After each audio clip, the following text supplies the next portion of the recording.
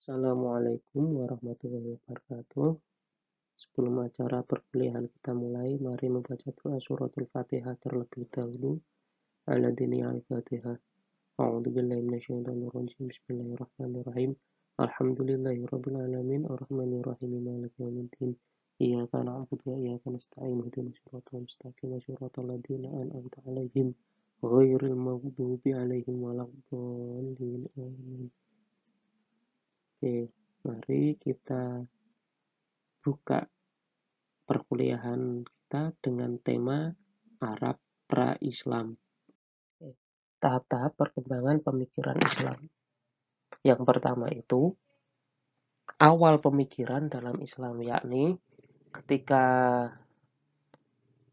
orang Islam pada zaman Nabi itu belum banyak bertemu dengan budaya lain. Terus yang kedua, pemikiran Islam setelah terjadi persentuhan dengan budaya Yunani, Persia, dan India. Nah, ketika masa ini itu umat Islam itu sedang melakukan ekspansi, sedang melakukan penaklukan-penaklukan, sehingga terjadilah namanya pertemuan antara budaya-budaya besar ini. Terus yang ketiga itu pemikiran Islam setelah bersentuhan dengan Renaissance, yakni modernitas Barat. Nah, pada masa ini tuh pada umumnya adalah masa-masa kemunduran Islam. Orang-orang Islam ini dijajah oleh bangsa Barat yang istilahnya sedang mengalami kemajuan ilmu pengetahuan gitu, dan teknologi. Terus yang terakhir ini adalah pemikiran Islam setelah terjadi sentuhan dengan ilmu teknologi dan pengetahuan modern. Yang dimaksud itu ya zaman sekarang ini, ketika umat Islam itu sudah kenal teknologi yang canggih, sudah kenal dengan budaya Barat. Ya kayak kita inilah. Ini masanya kita. Nah, tadi sedikit pengantar dari saya, gambaran umum perkembangan pemikiran Islam, yang juga berarti perkembangan peradaban Islam dari zaman awal sampai zaman sekarang. Langsung saja kita lanjut ke kondisi geografis wilayah Arab pada zaman dahulu. Nah, Arab ini wilayahnya teman-teman sudah tahu, yakni wilayah gurun pasir. Dan wilayah gurun pasir ini tuh sangat gersang, jarang ada tumbuhan, panas sekali, untuk nyari air saja itu susah gitu kan. Beda sama di Indonesia yang subur itu. Air ada di mana-mana. Jenis tumbuhannya sangat beragam. Nah, kondisi Arab itu, kondisi geografisnya itu berkebalikan 180 derajat dengan kondisi geografisnya di Indonesia. Nah, meskipun begitu, wilayah Arab ini termasuk juga malah menjadi jalur perdagangan internasional gitu, karena wilayahnya yang strategis. Wilayah Arab ini menghubungkan Mekah ke benua-benua di dunia ini, kecuali benua Amerika.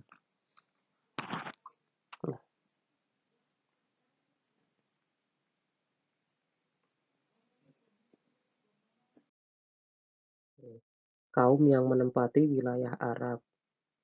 Yang pertama itu Arab Baidah, yaitu kaum Arab terdahulu yang sekarang itu udah punah. Tidak ditemukan lagi keturunannya, bukti arkeologisnya dan bukti peradabannya itu sudah tidak ada. Namun keberadaan mereka ini tuh diabadikan dalam teks-teks suci, di dalam naskah-naskah kuno gitu. Terus yang kedua itu Arab Aribah. Ini bangsa Arab yang berasal dari keturunan Yarub Yasjub bin Khotan. Mereka dikenal sebagai Khotaniyah, berasal dari daerah Yaman. Terus yang ketiga ini Arab Musta'arabah, yaitu bangsa Arab yang asalnya dari keturunan Ismailiyah atau dikenal dengan Arab Adnaniyah. Ini para keturunan Nabi Ibrahim yang berhijrah ke wilayah Arab. Nah, ini suku-suku yang ada di Arab, bisa dibaca sendiri ya. Kondisi sosial politik di Arab. Jadi orang-orang Arab ini hidupnya dalam kelompok suku-suku, dalam kabilah-kabilah. Dan mereka ini sangat fanatik terhadap sukunya masing-masing. Jadi kalau ada yang menyinggung kehormatan sukunya, mereka langsung berani untuk bentrok gitu. Yaudah kita perang saja gitu. Itu kebiasaannya orang Arab. Gampang tersinggung, pemarah gitu, dan fanatik. Merasa kebenaran itu hanyalah milikku dan milik golonganku sendiri. Selain dari golonganku dan aku, itu belum tentu benar itu. Dan mereka ini dipimpin oleh kepala suku. Seorang kepala suku ini orang yang dianggap berwibawa, memiliki kegagahan dan memiliki kekayaan gitu. Punya karisma tertentu. Terus Arab ini diapit oleh 3 kekuatan politik besar. Yang pertama itu Kekaisaran Bizantium. Yang kedua itu Kekaisaran Persia, itu udah ribuan tahun. Jadi orang Arab ini diapit oleh kekuatan besar ini. Dan juga dinasti Himyar yang berada di Yaman. Nah, meskipun Arab ini diapit oleh 3 kekuatan besar, bangsa Arab ini bukan bangsa yang dijajah. Mereka ini bangsa yang merdeka, tapi selalu berada dalam bayang-bayang kekuasaan dari 3 kerajaan ini. Tapi tidak sampai dijajah gitu. Jadi istilahnya itu wilayah terpencil dari 3 kerajaan besar ini gitu. Itulah wilayah Arab. Jabatan-jabatan penting bagi masyarakat Quraisy. Yang pertama itu ada hijabah, siqoyah, diyat, sifaroh, liwa, rifadoh, nadwah, haiman, hazinah, azlim. Nah, kondisi sosial ekonomi bangsa Arab. Jadi orang Arab ini sudah mengenal pertanian dan peternakan. Jadi sebelum Islam ada, mereka ini sudah kenal yang namanya alat-alat pertanian semi modern. Sudah kenal bajak sawah, kenal cangkul, tongkat kayu gitu toh. Nah, bahkan mereka ini juga sudah memiliki bendungan raksasa sebagai sumber irigasinya itu. Nah, problem terjadi ketika bendungan Ma'arib ini rusak gitu, jebol gitu. Ini yang mengganggu kehidupan orang Arab terutama di sebelah Yaman gitu kan. Sehingga mereka ini harus bermigrasi ke wilayah Mekah. Terus yang kedua ini mereka itu pedagang yang ulung, itu udah diabadikan dalam Al-Quran itu kan, surat Al-Quraisy. Kalau orang-orang Arab jahiliyah ini pandai berdagang gitu kan, karena selain mereka ini pintar berdagang ya didukung juga oleh wilayahnya yang strategis, berada di jalur perdagangan internasional. Itu membuktikan apa? Yang dimaksud masyarakat jahiliyah itu bukan masyarakat yang bodoh, dalam arti nggak bisa hitung-hitungan, intelektualitasnya rendah. Bukan seperti itu masyarakat jahiliyah.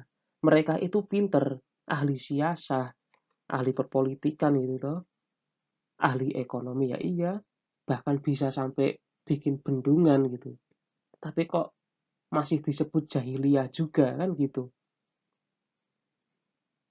Nah, ternyata istilah jahiliyah itu bukan karena mereka bodoh, namun dalam kehidupannya mereka itu tidak dilandasi oleh semangat keadilan dan persamaan. Sifat-sifat kemanusiaan itu sudah hilang pada masyarakat jahiliyah. Makanya disebut sebagai masyarakat jahiliyah. Meskipun teknologinya ya lumayan maju lah untuk zaman itu. Perekonomiannya juga maju kan gitu.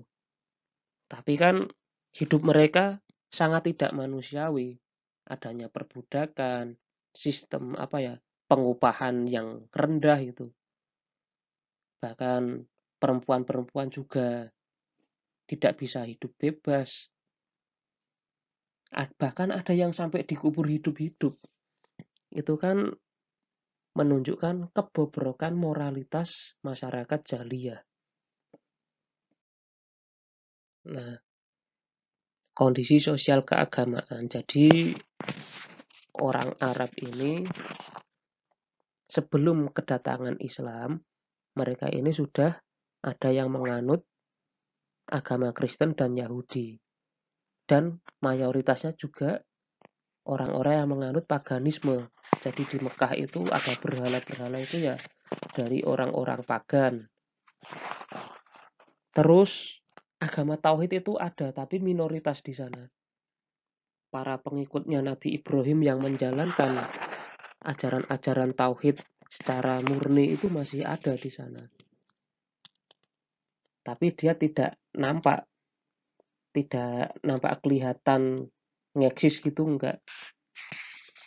Nah, buktinya apa? Orang Arab itu sudah kenal nama Allah. Jadi Allah itu sebelum Islam ada, sudah ada namanya gitu. Di masyarakat Arab ada namanya Abdullah. Mekah dari dulu sebelum ada Islam ya disebut Baitullah gitu. Nah, ini kondisi sosial keagamaan di Arab. Terus budaya yang berkembang di Arab Jahiliyah itu seperti apa? Yang pertama itu budaya patriarki, yakni budaya yang menempatkan laki-laki di atas perempuan. Jadi posisi laki-laki ini sangat superior.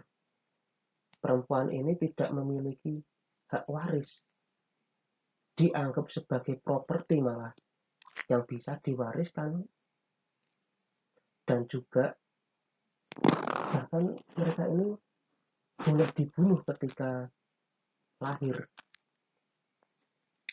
Nah, ini kan istilahnya perempuan itu sudah tidak ada kehormatannya lagi kan gitu. Nah, perempuan yang tidak memiliki hak waris ini nanti ketika datang masa Islam, perempuan dikasih jatah separuhnya laki-laki. Itu adalah hal yang sangat luar biasa nilai emansipasinya itu. Jadi sangat revolusioner ketika Islam datang itu membawa angin segar bagi para kaum perempuan bahwa mereka itu dapat separuhnya laki-laki dalam hal harta warisan kan gitu. Itu sejarahnya panjang itu. Jadi ketika zaman jahiliyah itu awalnya perempuan itu boleh memiliki hak waris. Tapi karena budaya patriarki ini, ketika seorang perempuan menikah dengan suku lain, itu otomatis apa ya? Harta warisan perempuan ini diambil alih oleh suaminya tadi. Sehingga kekayaan dari sukunya sendiri ini, suku si perempuan, itu kayak istilahnya diambil alih oleh suku lain yang menjadi suaminya itu. Makanya ada kayak istilahnya unen-unen. Unen-unen itu apa ya? Ya semacam unen-unen di Arab itu banyak istri itu banyak rezeki. Karena apa? Semakin dia memiliki banyak istri, kekayaannya itu semakin menumpuk. Kekayaannya didapat dari mana?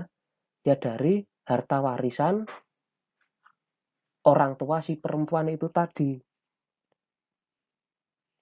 Nah, habis itu apa strateginya? Agar harta kekayaan keluarga ini tidak diambil alih oleh pria dari suku lain, maka ya udah wanita ini tidak usah dikasih hak waris. Hak warisnya dihilangkan saja gitu.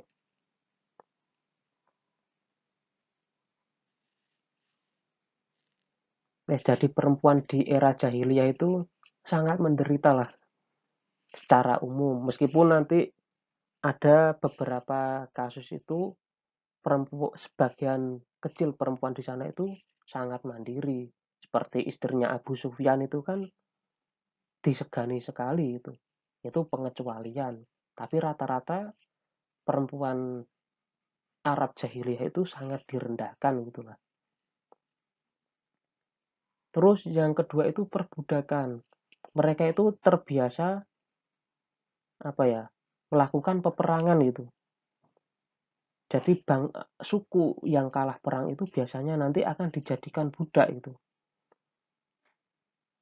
Suami-suaminya dibunuh, anak-anaknya disuruh kerja kerja rodi gitu ya. Terus kalau bila ada budak-budak cewek, dia menjadi budak nafsu syahwat itu.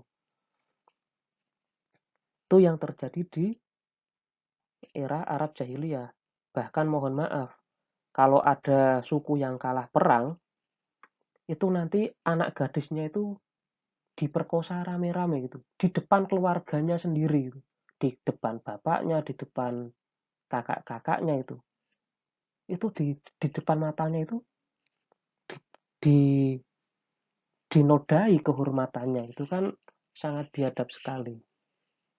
Nah, itu nanti yang ketika Islam datang, tradisi semacam itu tuh dihapuskan gitu.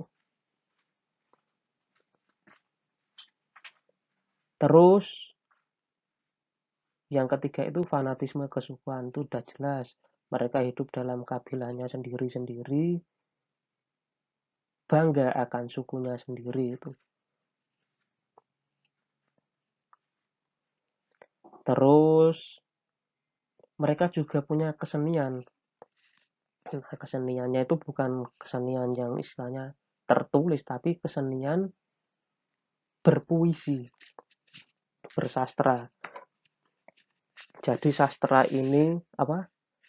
Syair ini kalau disejajarkan dengan zaman sekarang itu semacam kayak media itulah, media massa itu. Media massa itu kan bisa menaikkan derajat seseorang atau bisa juga menghancurkan wibawa seseorang gitu. Kalau media massa misalnya ada agenda politik tahunan itu kan, kalau media ini mendukung kubu A, maka dia akan di blow up kebaikannya tuh. Seakan-akan ini seorang pahlawan. Tapi kalau di sisi kubu musuhnya akan dijatuhkan, dijelek-jelekan. Salah sedikit diungkit-ungkit terus jeleknya. Nah, itulah syair ketika masa jahiliyah itu. Kalau orang pengen menjabat posisi strategis, misalnya kepala suku atau penjaga kunci Ka'bah atau penjaga air zam-zam itu kan, itu perantaranya melalui syair. Biasanya orang-orang yang punya harta lebih, punya kekuasaan dan punya kekayaan ini membayar para pujangga untuk apa? Untuk bersyair tentang kehebatan tokoh ini, kehebatan si pejabat ini itu. Nanti masyarakat percaya, wah ini berarti emang orang hebat itu. Nyatanya penyair ini kok bisa sampai memujinya begitu luar biasa gitu.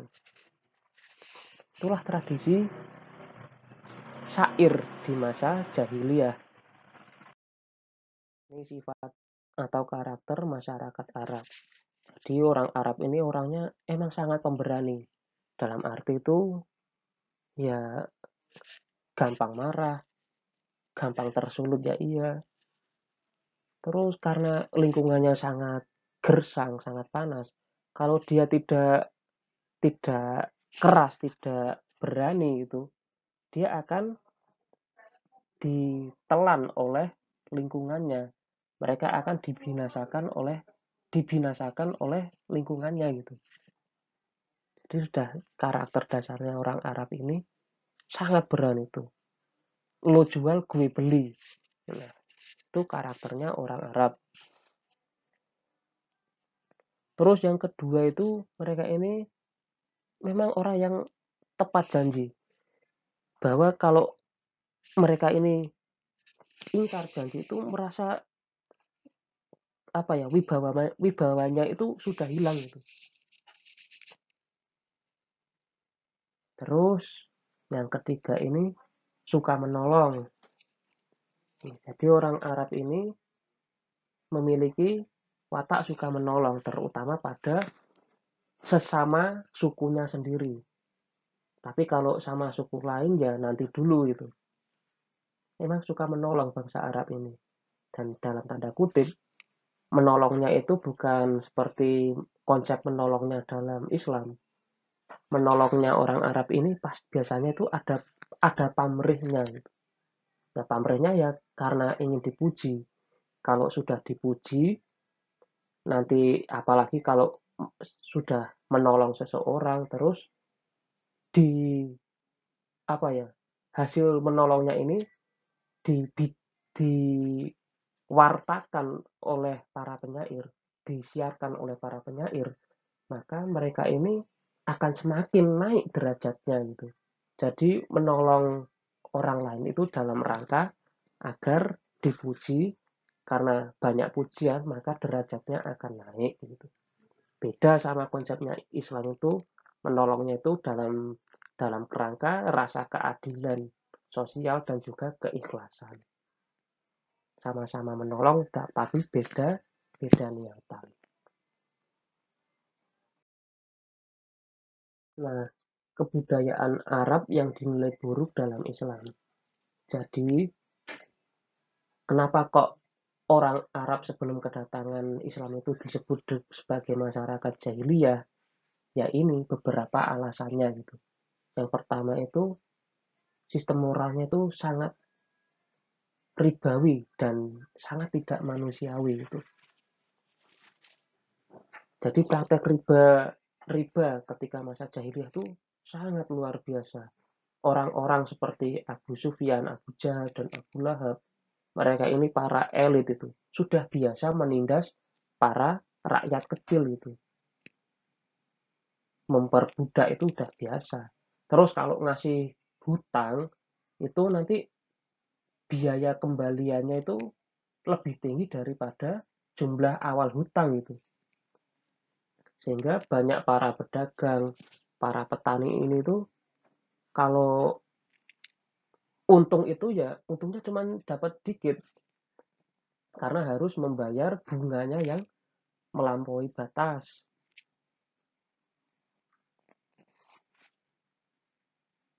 Terus penguburan anak perempuan hidup-hidup. Ini kan sangat-sangat tidak manusiawi. Dan dalam tanda kutip itu tuh sebagai apa ya, dianggap sebagai kebijaksanaan orang jahiliyah masa masa dulu itu. Jadi ngubur anak itu ya wis nggak apa-apa lah gitu. Karena apa?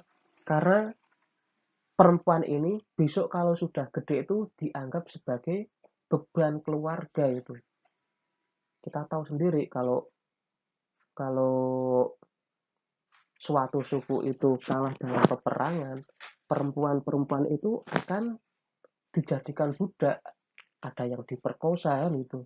Jadi daripada hidupnya besok sengsara, ya udah dikuburkan hidup-hidup aja nggak apa-apa itu. Itu budaya budaya jahiliyahnya seperti itu.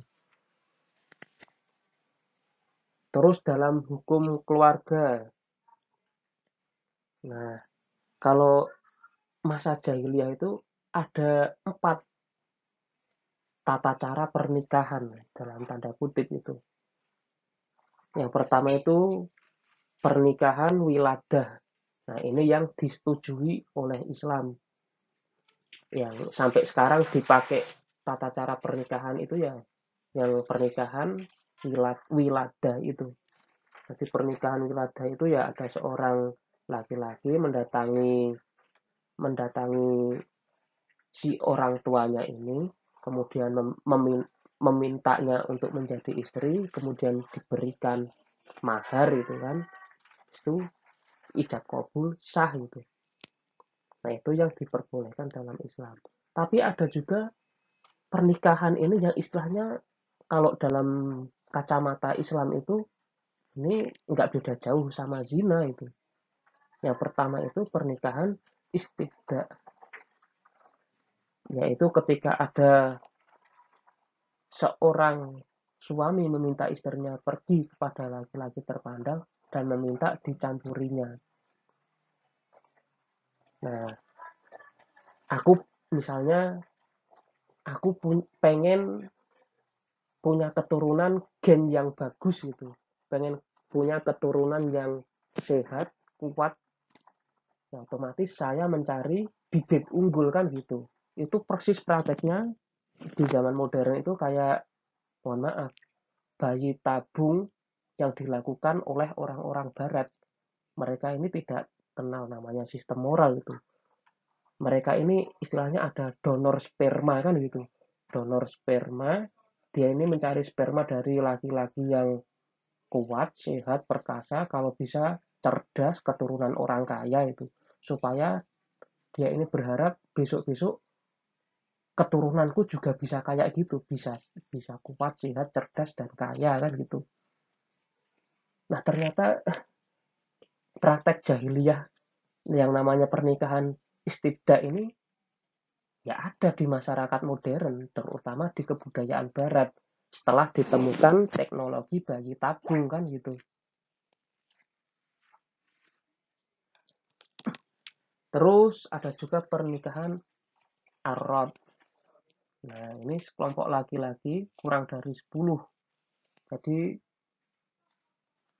ada seorang perempuan, dia ini mengundang laki-laki kurang dari 10. Ya udah dinikahi bersama-sama gitu.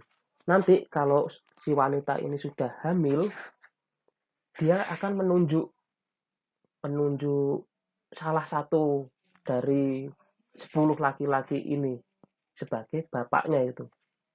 Ayo siapa saja yang pernah berkumpul denganku, saya akan tunjuk kamu sebagai bapaknya gitu. Nah, yang ketiga ini pernikahan arroyah ya, ini mirip pelacuran gitulah, nggak beda jauh. Nah, ketiga jenis pernikahan inilah yang dinilai buruk dalam Islam. Nah, itu sekilas tentang masyarakat jahiliyah atau masyarakat Arab pra-Islam. Nah, nanti kalau ada yang tidak jelas, ada yang masih mengganjal di pikiran teman-teman semua, bisa ditanyakan di diskusi kita nanti, baik lewat Zoom maupun lewat WA itu ya. Saya ucapkan terima kasih. Wassalamualaikum warahmatullahi wabarakatuh.